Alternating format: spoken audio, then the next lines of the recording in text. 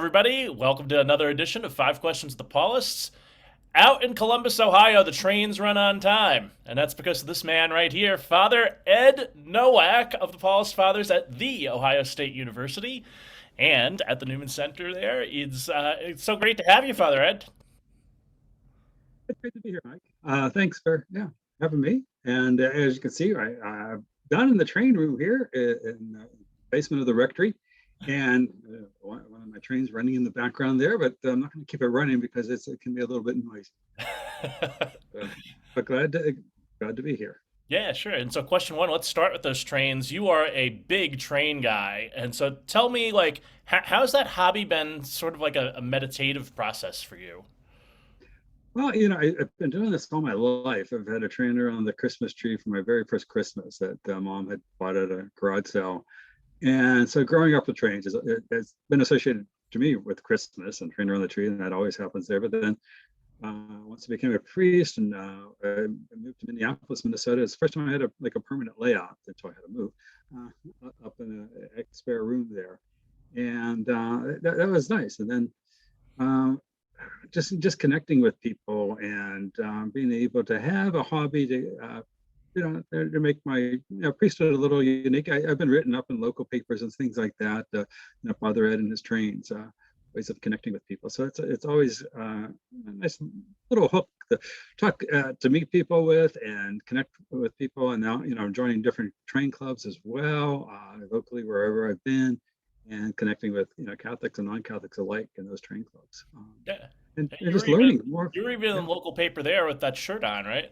Yes, yeah. I was at a local train show a couple of weeks ago, and photographer took a picture of me and in the local Columbus Dispatch. So yeah, That's great. So everywhere you go, yeah. there's a And train room. Yeah. yes, there is, and I usually have a train set up, for kids to play with too at the church as well. With a whole a bunch of different buttons to push that activate different things from whistles and horns and lights and Yeah. things like that. So um, yeah, it's a way of definitely connection, and it's a never like faith. You're always growing in it, learning more. I learn more from other people, just like from their faith experiences as well, and just discover some things myself that I didn't know, and again, like faith, reading about things and learning more about it.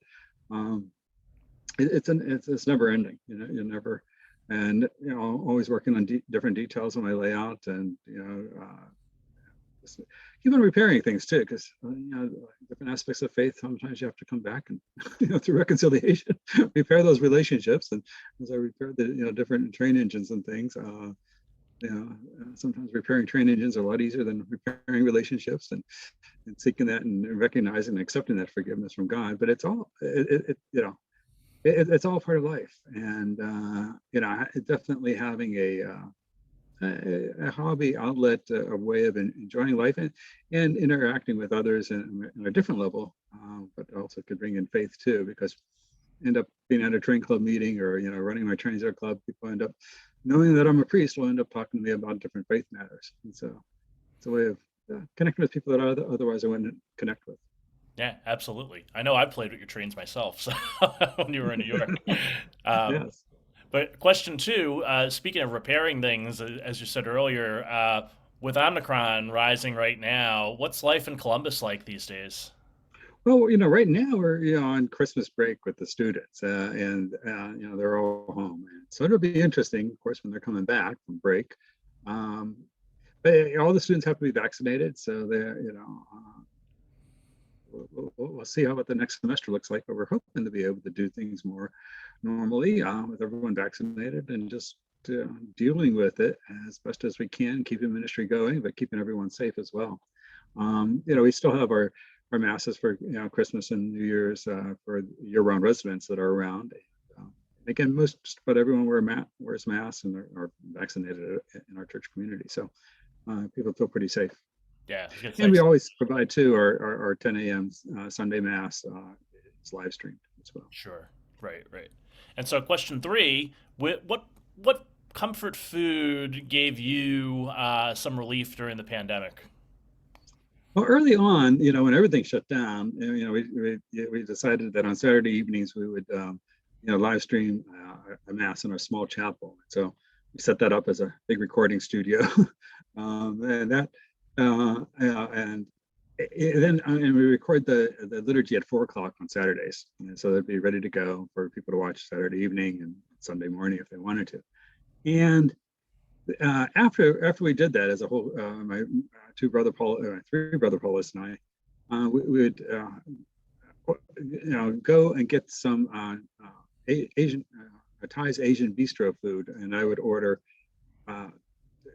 sushi, every Saturday night. And so that was our Saturday night tradition, that Brother Charlie would go and pick up our order from Thai's Asian bistro, and we'd come back and we'd have that, and pretty much I'd get my usual Hawaiian volcano sushi dish, and that became a tradition that we, after we started having live masses and went back, and we ended up not doing that anymore. But that was, something that we kept going for a good long while there until we get back to mass. Cool. And then question 4, you serve the Ohio State University, and what's one thing that students taught you about being a priest that maybe you didn't know?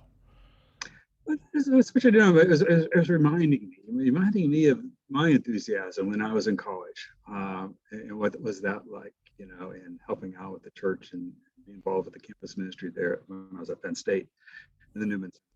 And just reminding me of that,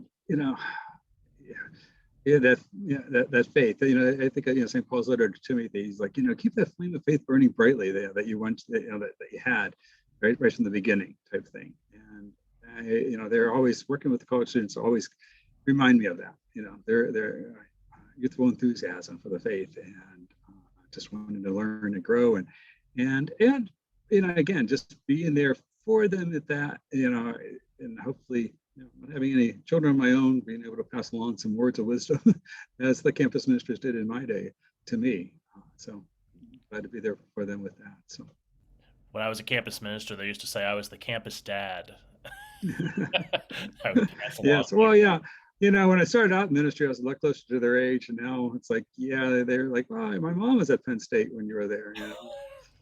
It won't be long before they say, yeah, my grandmother was there at Penn State. So, yeah. Yeah. The biggest depressing moment of my life as a campus minister was when I realized I was twice the age of the seniors. I was 44, they were 22. I was like, great. And now all of my college friends are having students start to graduate college or go to college at this point Mhm. too. And I'm like, oh, good Lord, I'm really old enough to be their father. Uh, Yes. yeah. Anyway, our last question is question 5. And so you're on a desert island. You've been given the scriptures already. What's one other book that you absolutely have to have with you? Yeah, I don't know. I absolutely have. I was thinking about that, and there's several that came to mind. But I think, Brother Lawrence's practice of the presence of God is kind of just like, okay, not taking, anything for granted, but being, aware in the present moment. And that can, be very meditative, and just really, believing and trusting that, every moment it's sacred. And depending what kind of island it is and everything like that, you're more geared to survival, but probably just really trusting and being reminded that, God is there for us and getting us through difficult times. That's awesome. And my favorite answer to this question was someone who said, I'd take a book that said how to survive on a desert island. Well, that's a good one too. Yes. I was like, that's the best answer I've heard so far. Yeah, Uh, that's a very practical. anyway, I don't know. Father, Hopefully, watching a lot of little different survival things and camping myself, and knowing all that stuff, it hopefully come in handy. I would know enough to figure things out. But yes, having a book could probably be handy too. Uh, well, Father Ed, it's been great having you. You're just down the road in Columbus, so we'll have to get together some point. And yes, for sure. yeah, I'm in Cleveland. You're in Columbus, and we'll definitely have to get together. Father Ed and I were neighbors for a number of years when he was the vocation director in New York, and I was over at Busted Halo across the hall. And so we've had a lot of experiences together. So it's been great to catch up, and great to have you here on 5 Questions. Great. No, thank you for having me. It's great to, yeah, get together with you again. Take care and God bless you, Mike. You too. This has been Five Questions with the Paulist Fathers. I'm Mike Hayes. He's Father Ed Nowak, and we will see you all again soon.